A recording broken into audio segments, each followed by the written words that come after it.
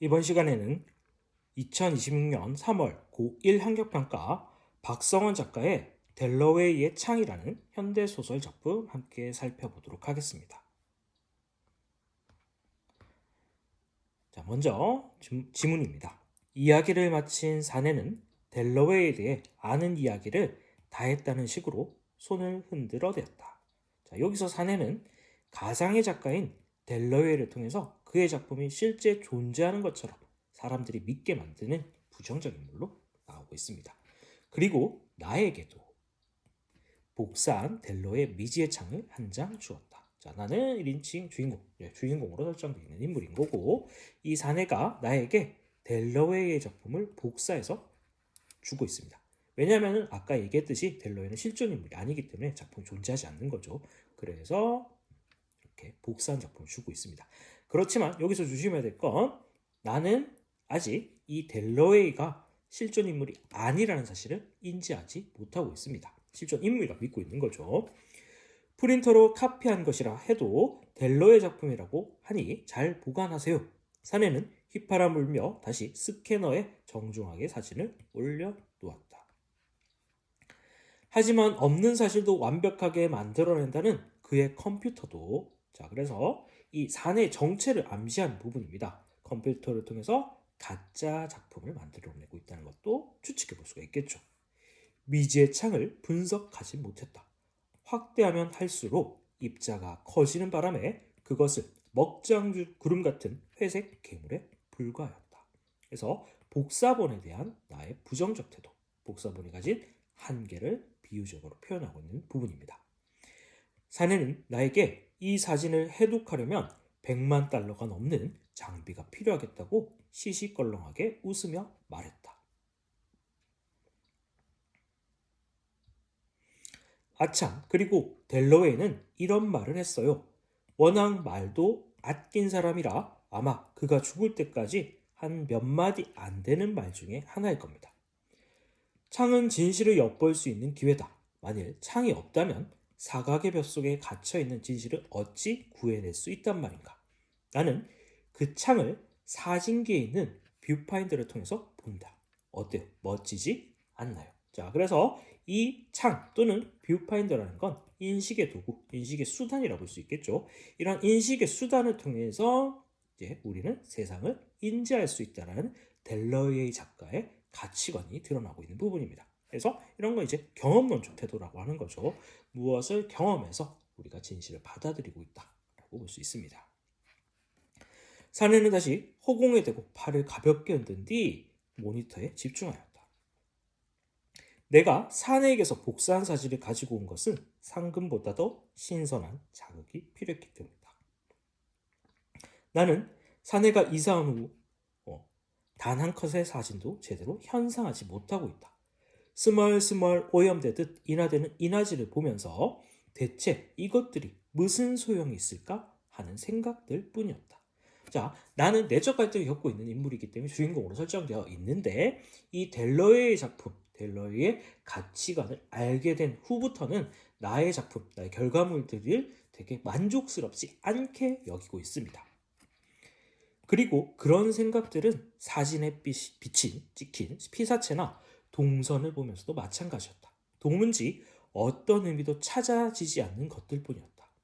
델러웨이는 뷰파인더라는 창을 통해 사각의 벽속에 있다는 진실을 엿본다고 했는데 내가 찍은 것들은 온통 거짓투성이었다. 그러니까 사내가 주장하는 예술의 가치와 결과, 경험 통해서 진실을 추구할 수 있다고 했는데 내가 경험한 것들은 모두 진실이 아니라고 인식하고 있는 거죠. 내가 찍으려는 의도는 고사하고 당시에 찍은 상황도 제대로 담겨 있지 않았다. 진실이나 실제의 모습은 차라리 뷰파인더 밖에 있던 내가 찍으려고 마음먹었던 그 순간뿐이었다. 자, 그래서 그 당시의 마음과 내가 갖고 있던 그 결과물, 사진의 결과물이 일치하지 않음으로써 둘 사이 괴리로 인해서 나의 내적 갈등이 발생하고 있다라고 정의해 볼 수가 있습니다. 자, 여기까지 이제 한번 보고 이제 관련된 시들 이제 변형 문제로 나올 수 있는 시들을 살펴볼 건데, 일단 대표적인 게 김춘수 작가의 꽃을 위한 서시라는 작품이 이러한 관점과 굉장히 맞아 떨어지는 작품이라 할 수 있습니다. 자, 달진 않을 거고 중요한 부분만 보겠습니다. 나는 지금 위험한 짐승이다. 위태로운 상황이다. 라고 보시면 되겠습니다. 나의 손이 닿으면 너는 미지의 까마득한 어둠이 된다. 자, 나의 손이라는 건 내가 인식을 하게 되는 거죠. 그리고 이 너는 인식의 대상입니다. 그래서 내가 이 인식의 대상에 어떤 경험을 투과시키면 그것은 다시 인식이 되지 않는다. 그러니까 내가 생각했던 것보다 달라지게 된다. 그러니까 오염이 된다, 진실이 왜곡된다 라고 보시면 되겠습니다. 그래서 이제 인식의 어려움에 대해서 이야기하고 있는 시가 이 김춘수 작가의 꽃을 위한 서시다 라고 보시면 되겠고, 그거와 유사한 관점을 가지고 있는 게 신동집 작가의 오렌지라는 작품입니다. 오렌지라는 작품도 마찬가지입니다. 오렌지가 인식의 대상입니다. 아무도 손을 댈 수 없다. 그러니까 인식을 할 수 없습니다. 오렌지는 여기 있는 이대로의 오렌지다. 그러니까 인식 전의 상태인 거죠. 인식하지 않는 상태. 내가 경험하지 않은 상태에서는 온전한 모습을 가지고 있습니다. 더도 덜도 아닌 오렌지다. 내가 보는 오렌지가 나를 보고 있다. 마음만 먹는다면 나는 오렌지의 포들한 껍질을 벗길 수 있다. 이 껍질을 벗길 수 있는 게 인식의 행위라고 볼 수 있습니다. 그러면은 오렌지는 문제가 된다. 더 이상 진실이 아니게 되고 오염이 되고 내가 경험한, 내가 인식한 사실과 달라지게 된다라고 이야기를 하고 있는 거죠. 그래서 이 친구들 역시 여기 보면 나는 위험한 상태, 인식을 제대로 할 수 없는 상태라고 이야기하고 있는 시입니다. 그래서 이 두 작품을 통해서 인식의 어려움, 경험의 어려움에 대해서 이야기하고 있는 시들이다라고 비교해서 볼 수가 있겠습니다. 자, 그래서 이렇게 보시고 자신의 사진에 자신감 있고 한계를 느끼고 있는 나의 모습입니다. 나는 자극을 위해서라도 델러웨이의 사진을 해독하고 싶었다.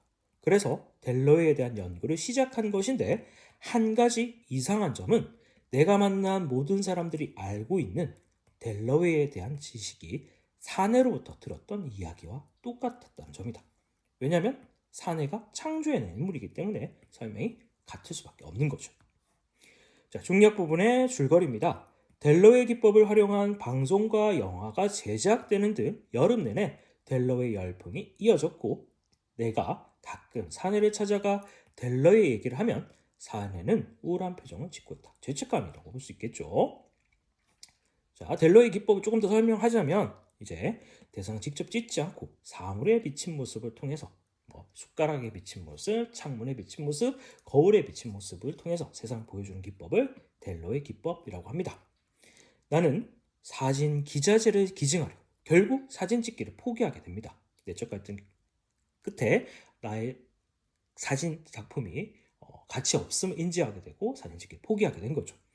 사진 아카데미에 갔다가 델러웨이의 사진을 보게 되고 이후 아카데미 원장과 대화를 나누게 된다. 저는 당시에 델러웨이에 대한 이야기를 처음 들었지만 모른다고 할 수 없었습니다. 그래서 잘 알지 못하면서 아는 척하고 있는 위성적 인물로 원장이 설정되어 있습니다. 그래서 질문한 수강생에게 델러웨이에 대해서 어떻게 생각하냐고 오히려 되물어 보았죠. 그러면 혹시 델러웨이가 누구였는지 생각날까 해서요. 그랬더니 수강생이 델러웨이에 대해서 설명을 하더군요. 사실 저도 그때 처음 알았습니다. 그 뒤로 저도 델러웨이에 대해서 연구를 했고, 비단 저뿐만 아니라 강사들과 수강생 모두 델러웨이 증후군에 빠졌습니다. 델러웨이 증후군이라 이름 붙일만 한 것이죠. 그래서 델러웨이 열광하는 사람들, 진실을 알지 못하고 무비판적으로 수용하는 현대인들의 모습이 나타나고 있습니다. 더군다나 얼마 전에 죽었다고 하니 아마 그에 대한 연구는 이제부터가 본격적이겠죠. 그러면서 원장은 커피로 목을 축였다. 내가 혹시 델러웨이의 사진을 구했냐고 물었지만 원장은 고개를 저었다.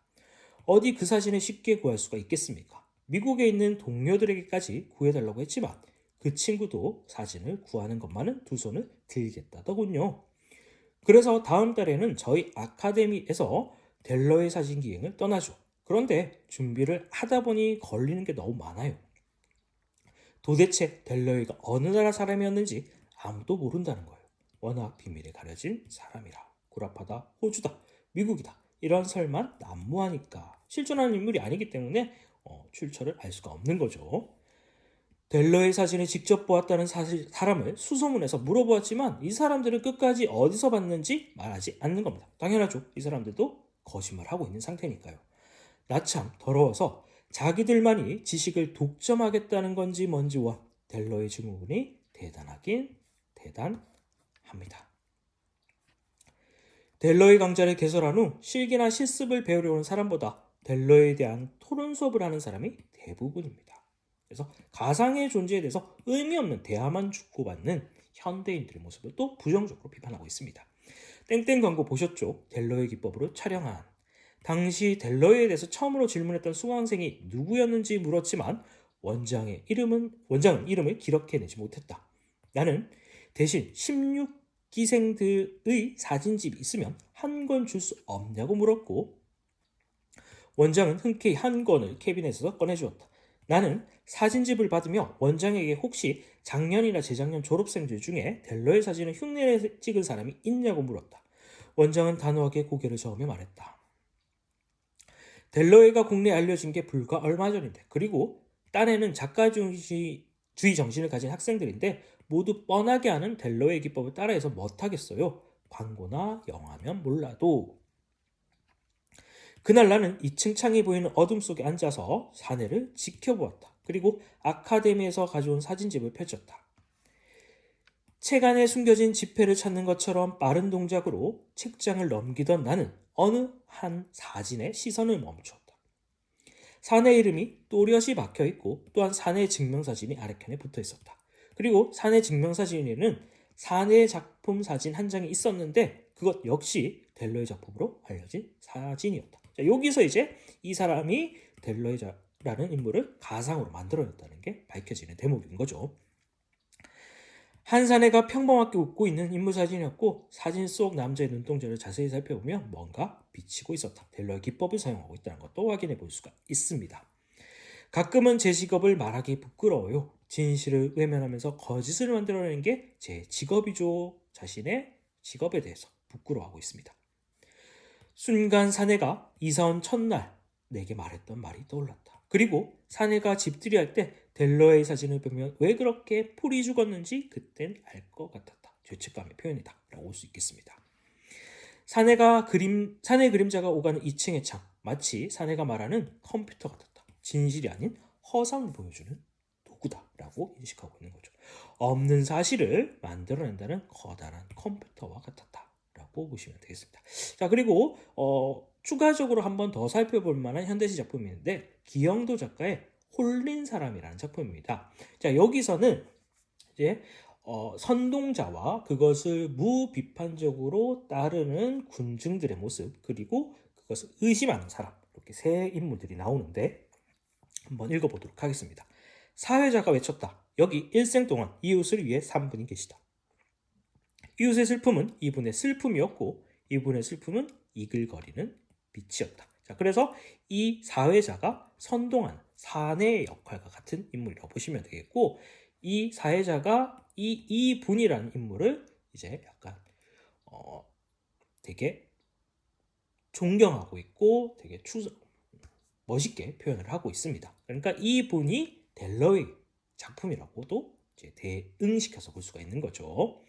그래서 막 열심히 살았다라는 것들이 쭉 나와 있습니다.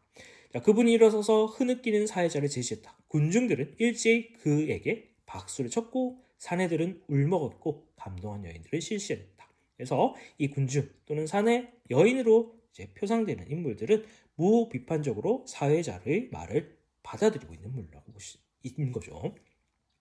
그때 누군가가 그분에게 물었다. 당신은 신인가? 그분의 목소리를 향해서 고개를 돌렸다. 당신은 유령인가? 목소리가 물었다. 자, 그래서 이 존재에 대해서 의문을 가지는 인물, 그러니까 나로 설정되는 인물이라고 볼 수가 있겠습니다. 저 미치광이를 끌어내 사회자들은 소리쳤고 사내들은 달려갔고 분노한 여인들은 날뛰었다. 그러니까 무비판적으로 인지하고 있는 대중들의 태도를 확인할 수 있는 시다라고 볼 수가 있겠습니다. 자, 그래서 이렇게 연관되는 시들을 함께 살펴보았고 이상으로 2026년 3월 고위 학력평가 박성원 작가의 델러웨이의 창이라는 현대소설 작품 설명을 마치도록 하겠습니다.